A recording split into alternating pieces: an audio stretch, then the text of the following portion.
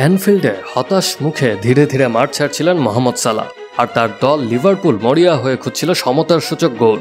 এই দৃশ্য যেন বলেই দিচ্ছিল লিভারপুলের সময়টা মোটেই ভালো যাচ্ছে না। যে খেলোয়াড় এত বছর ধরে অ্যানফিল্ডের আশা, লড়াই আর জয়ের প্রতীক, সেই ইজিপশিয়ান কিং আজ নিজেকেই যেন খুঁজে ফিরছেন। লিভারপুলের সাম্প্রতিক সাফল্যের প্রতিটি অধ্যায়ের নায়ক ছিলেন তিনি, অথচ এবার তিনিই যেন হচ্ছেন ব্যর্থতার প্রতীক।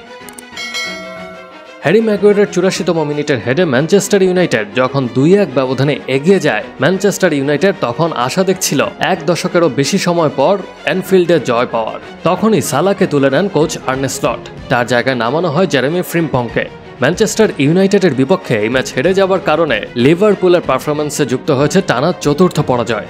টানা 4 ম্যাচ হারা, যা 2014 সালের পর তাদের সবচেয়ে খারাপ পারফরম্যান্স।